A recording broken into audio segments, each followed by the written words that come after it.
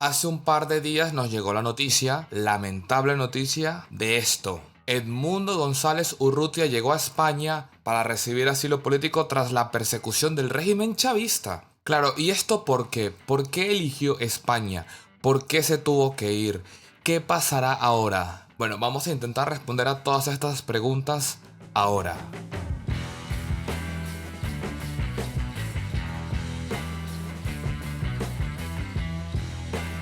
Lo primero que debo decir es que aunque esto sea una victoria para Maduro, no es la pérdida de la guerra contra Maduro. Se ha perdido una batalla, pero no se ha perdido la guerra. Y este video en parte es un intento de no perder los ánimos ante la situación de Venezuela. Porque se podría pensar que ya que se fue Edmundo, se acabó la cosa.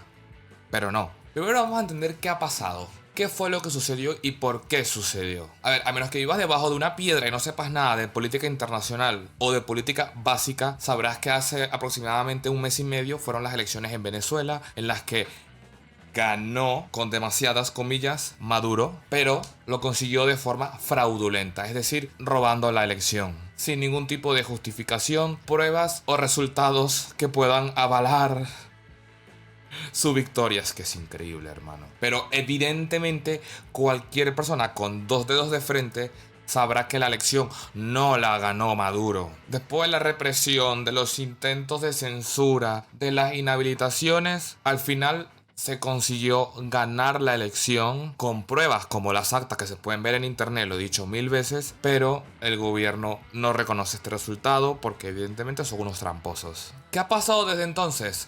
Pues claro, la oposición ha reclamado su victoria legítimamente con pruebas. ¿Y qué ha hecho el gobierno?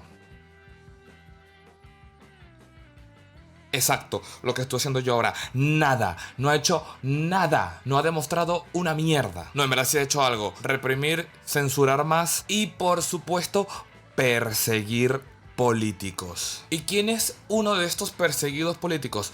Evidentemente el señor Edmundo González Urrutia. Entonces claro, ¿qué ha pasado? Que este pobre señor de 75 años, que parece un Joe Biden venezolano, se tuvo que esconder. Desde las elecciones se tuvo que esconder en la embajada de los Países Bajos, en Netherlands. En principio la idea del mundo era aguantar, pero pasó esto.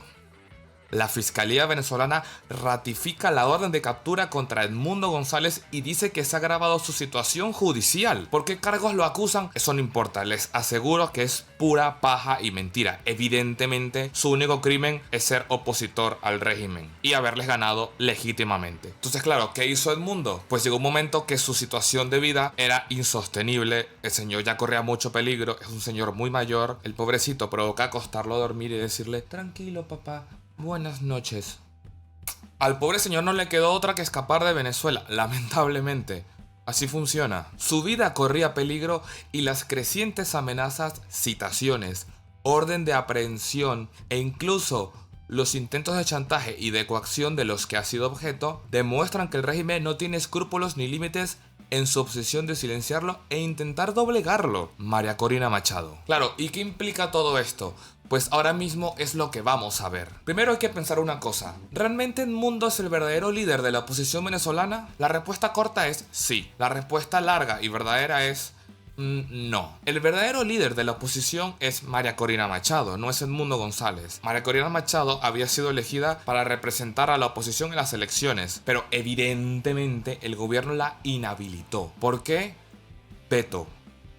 Veto a saber. Ten en cuenta que Edmundo realmente era una figura secundaria, era un instrumento político, era la persona que el régimen permitió que se presentara, porque intentaron con otros candidatos y no pudieron. Este fue el único señor que el gobierno permitió, se convirtió en líder sin querer serlo y sin las características para hacerlo. Realmente que se vaya Edmundo es un duro golpe para la oposición porque es el presidente electo, pero el verdadero líder, o mejor dicho, la verdadera líder sigue ahí, en Venezuela. Ahora, ¿a dónde se fue? Bueno, lo dije hace un minuto, se fue a España, el país donde yo vivo y represento muchas veces. ¿Qué pasa?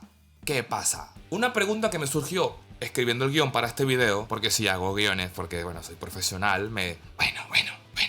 ¿Por qué carajo eligió España? ¿Por qué no eligió las Islas Bahamas, Perú, las Filipinas? ¿Por qué España? Bueno, lo que hay que entender es que probablemente no fue que eligió España, sino que fue el lugar que encontró realmente. Piénsalo así. ¿A dónde te puedes ir asilado político si eres venezolano? Probablemente haya muchos países a donde puedas ir. Estados Unidos, Argentina, algún país de la Unión Europea distinto a España, pero no, le tocó España. Y sí, porque la respuesta es que le tocó España. Él no eligió España. El mundo no se vino a España por las patatas bravas ni el buen jamón. Se vino porque fue el único lugar que el régimen permitió que pudiese asilarse. Porque no seamos inocentes, una persona que es perseguida por la política y por una dictadura sanguinaria no se va a ir al país que le apetezca. Le va a ir al país que le toque ir y el país que el gobierno permita. Y ahora, ¿por qué España permite que se venga un asilado político? Bueno, esto se puede responder de varias formas. Probablemente no haya una respuesta en concreto,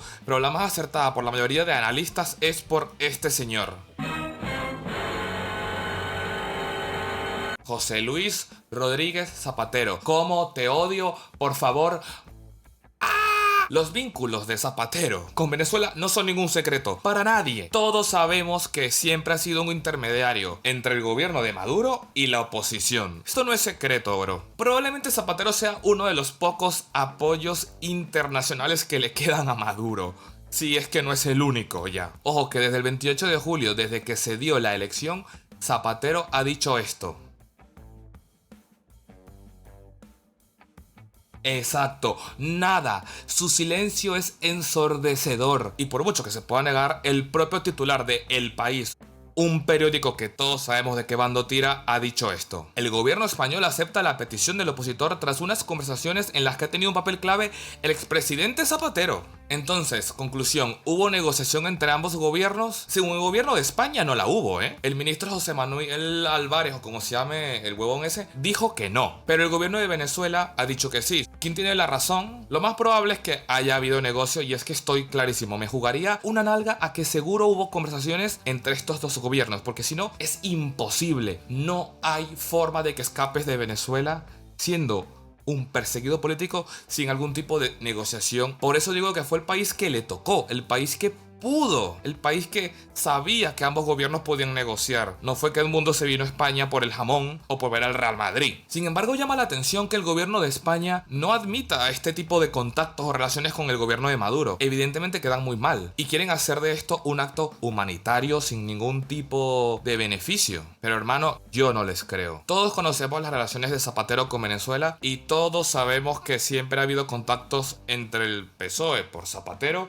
con el gobierno de Maduro. Y recordemos que realmente el PSOE, o el gobierno de España, mejor dicho, no ha reconocido como ganador a Edmundo, ¿eh? Simplemente está con lo de muestren las actas, muestren las actas, muestren las actas, muestren las actas. Esto simplemente es dar tiempo, no mojarte, decir, bueno, no ganó Maduro, pero tampoco ganó Edmundo, ¿eh? El mismo Congreso de España votó para reconocer al líder opositor como presidente de Venezuela, bueno, como presidente electo, mejor dicho, con el voto del PSOE en contra. Entonces, a mí, hermano, no me engañes, aquí está pasando algo raro. Y además, una vez que el Congreso tomó la decisión, pasó esto. Sánchez pospone el reconocimiento de Edmundo González para buscar una mediación en Venezuela. El Congreso lo aprueba y a Sánchez se la pela. Claro, todo esto genera dudas, todo esto genera incertidumbre y te hace pensar, ¿qué le debe el gobierno de España al gobierno de Venezuela? ¿Qué hay detrás? ¿Qué tanto le debe Zapatero a Maduro? El problema no es darle asilo político a Edmundo, que es un pobre señor que, mira, mejor que esté resguardado, tranquilo,